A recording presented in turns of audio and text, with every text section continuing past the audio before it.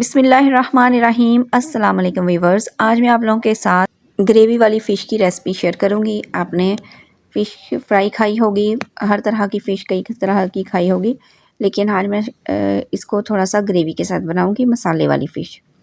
तो सबसे पहले एक पैन ले लिया है और उसमें मैंने 2 टेबल स्पून ऑयल डाल दिया है। ऑयल मैंने बहुत कम इस्तेमाल किया है और इसमें हमने सबसे पहले मछली को फ्राई करना है। इस तरीके से रख देना है सारी सेट करके, और इसको बार बार टर्न नहीं करना, देखना नहीं है पलट पलट के। जब भी मछली फ्राई करें तो फिर उसको बार बार हिलाना नहीं है, बल्कि जब आपको पता चल जाए कि एक तरफ से बिल्कुल अच्छे तरीके से फ्राई हो चुकी है, ब्राउन कलर आ चुका है, तो फिर उसके बाद आपने इसको टर्न करना है, और वो भी सिर्फ़ एक ही दफ़ा, ठीक है। और जब पता चल जाए कि दूसरी तरफ से भी ब्राउन हो गई है तो फिर इसको प्लेट में निकाल लेना है। ये मैंने एक चेक की थी, एक पीस को चेक किया था तो वो भी ब्राउन नहीं हुई, तो मैंने फिर उसको वैसे ही रख दिया है और बाकियों को मैंने बिल्कुल नहीं हिलाना, क्योंकि मछली जब फ्राई हो जाती है तो फिर सख्त हो जाती है, बोटी टूटती नहीं है। लेकिन जब वो थोड़ी सी ही गर्म होती है तो नरम बोटी होती है और जल्दी टूट जाती है, बार बार टर्न करने से बोटी टूट जाती है। इस तरीके से आप जब सालन में भी इसको डालेंगे, ग्रेवी में डालेंगे, तो ये बिल्कुल भी टूटेगी नहीं, क्योंकि ये अच्छे से फ्राई हो चुकी है और फ्राई होने के बाद अच्छे से सख्त हो चुकी है बोटी। आप मसाले वाली भी बनाएं, बेसन वाली बनाएं, जो भी मछली बनाएं, तो उसको बार बार टर्न मत किया करें। ये अब सारी मछली मैंने फ्राई कर ली है एक दफ़ा, तो फिर अब हम इसकी ग्रेवी बनाएंगे।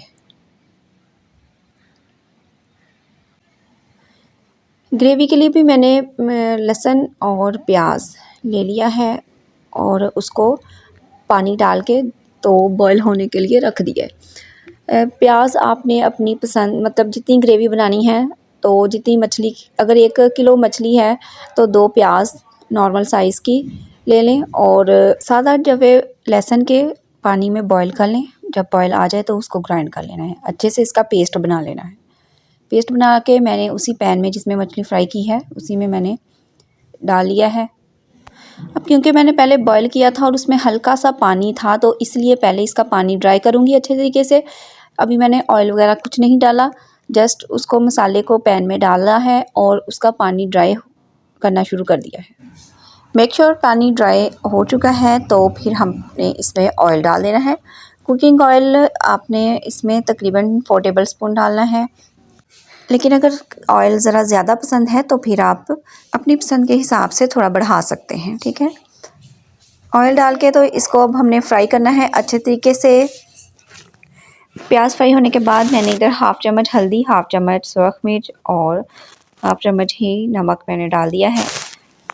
अब इस सबको मिक्स करेंगे और थोड़ा सा फ्राई कर लेंगे, और ताकि जो मिर्चों का कच्चापन है वो ख़त्म हो जाए। मेरे चैनल पे जो नए हैं वो काइंडली इसको सब्सक्राइब कर दें, वीडियो अच्छी लगे तो लाइक भी कीजिएगा और बेल आइकन को प्रेस करना मत भूलिएगा। जो लोग फेसबुक से देख रहे हैं वो मेरे पेज को फॉलो ज़रूर कीजिएगा। हाफ़ चम्मच मैंने इसमें जिंजर पाउडर ऐड किया है, तो आप ड्राई नहीं डालना चाहते तो दूसरा भी पेस्ट बना के तो हाफ़ चम्मच डाल सकते हैं। तो अब इसको अच्छे तरीके से हमने इसकी करनी है भुनाई सालन की। मसाला जिस तरीके से भूनते हैं ताकि ऑयल जो है वो सेपरेट हो जाए, और उसके बाद फिर हमने इसकी ग्रेवी बना लेनी है। मसाला मेरा रेडी हो रहा है और साथ ही मैं इसमें गरम मसाला डाल रही हूँ। मिक्स गरम मसाला है, पिसा हुआ, भुना हुआ और पिसा हुआ मसाला है ये, और इसमें डाल के तो अच्छे तरीके से हमने इसको भून लेना है। और बस जब आपको पता चल जाए कि ये अच्छे से भुन चुका है तो इसमें पानी शामिल करना है। पानी उतना शामिल करना है जितनी ग्रेवी आपको चाहिए, जितना आपने इसका मसाला बनाना है, ठीक है। तो उतना आप इसमें पानी डाल दीजिएगा। पानी डाल के तो इसको हमने अच्छे से पहले पकाना है और उसके बाद इसमें मछली को डाल देना है, और डाल के इसमें चम्मच बिल्कुल नहीं चलाना, ठीक है।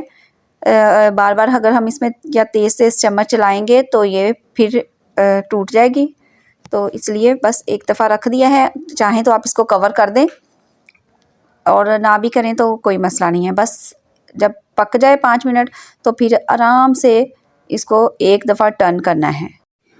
इस तरीके से सारा फ्लेवर जो है मछली का वो मसाले में मिक्स हो जाएगा। ऊपर से 1-2 सब्ज़ मिर्चें काट के डाल देंगे और सब्ज़ धनिया डाल देंगे और थोड़ा सा गरम मसाला ऊपर से थोड़ा सा डाल देना है फ्लेवर के लिए और खुशबू के लिए। अब मैं इसे डिश आउट कर लूँगी और देखें इसकी फ़ाइनल लुक, और मुझे कमेंट में ज़रूर बताइएगा कि ये रेसिपी आपको कैसी लगी। अब मैं इजाज़त चाहती हूँ, नेक्स्ट वीडियो तक के लिए दुआओं में याद रखिएगा, अपना बहुत सारा ख्याल रखिएगा। अल्लाह हाफ़िज़।